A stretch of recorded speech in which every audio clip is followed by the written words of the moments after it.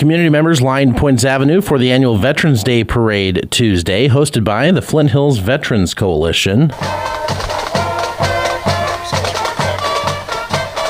That's the Rock Creek High School Marching Mustangs. They were one of several participants in the parade from Manhattan Town Center to City Hall. Following the parade, the annual ceremony of honor was held at Peace Memorial Auditorium. Chief Warrant Officer 5, retired Hector Vasquez, thanked veterans for their service. Veterans Day is more than a date on a calendar. It's a solemn promise to remember, never to forget the blood, sweat, and tears, the sacrifices these veterans and the veterans in the past that are no longer with us that made our country great. Manhattan Catholic School student Cole Porter also spoke about how he and other young people can show patriotism in their community. One of the ways that I show patriotism and support is through smaller things, like keeping my city clean and helping out with events in my community. I could volunteer to help with concessions at a basketball game. I could also do things for holidays, like helping to run a fireworks stand around July 4th. Photos from Tuesday's event can be found in today's edition of the Manhattan Mercury. You can also find those online at the Mercury and 1350kman.com. Marion County will pay $3 million to settle lawsuits tied to the 2023 police raid on the Marion County Record newspaper and 2 homes. Under the agreements, the county admits regret for its role in the raids, saying they likely wouldn't have happened if established law had been reviewed and applied. The county will pay $1.5 million to newspaper owner and editor Eric Meyer, $650,000 to City Councilor Ruth Herbel, and smaller amounts to reporters Phyllis Zorn and Deb Groover.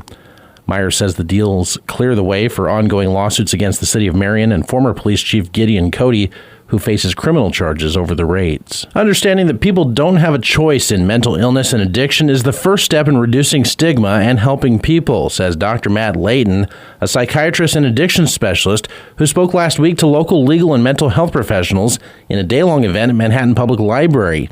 Layton discussed initiatives that address the overrepresentation of people with mental illnesses and addictions involved in the criminal justice system. If you say that addiction is a choice, you're ignoring all of the risk factors where one person can take oxycodone for tooth pain, for a wisdom teeth removal or something, and not develop an addiction, versus somebody maybe who has been traumatized and has this family history, takes one dose, and they're hooked.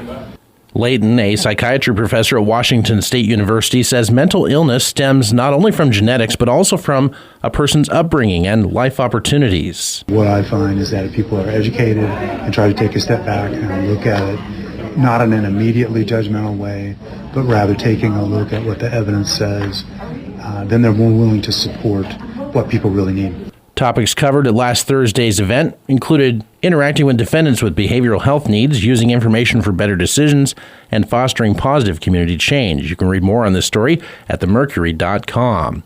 A new twist in the ongoing government shutdown is threatening food assistance for millions of Americans.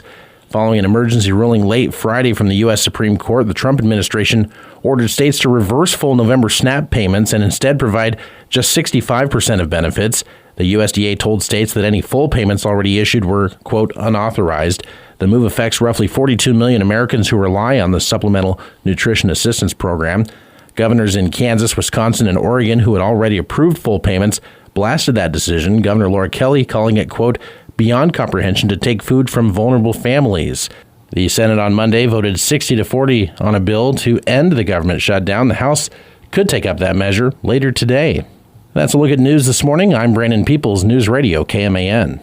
Good morning, I'm Mitch Fortner with sports. K-State volleyball Shaylee Myers has been named the Big 12 Offensive Player of the Week for the 3rd time this year after wins over Cincinnati and number 20 Colorado. Tonight at Morgan Family Arena, K-State will host its 2nd straight top 25 opponent as the Cats will welcome number 21 Baylor. First serve at 6:30 and televised on ESPN+. The top 5 teams remained unchanged in the second rankings released by the College Football Playoff Selection Committee. Ohio State, Indiana, Texas A&M, Alabama, and Georgia, the top 5. Texas Tech, after its win over undefeated BYU, jumps Ole Miss for the number 6 spot. It's Ole Miss, Oregon, Notre Dame, Texas, Oklahoma, and BYU to round out the top 12. Without 5-star freshman Darren Peterson, number 25 Kansas bounced back from last week's loss to North Carolina with a 77-46 rout of Texas A&M Corpus Christi. The Jayhawks are now 2-1. Head coach Bill Self said after the game that Peterson was dealing with hamstring tightness that morning and that they decided not to play him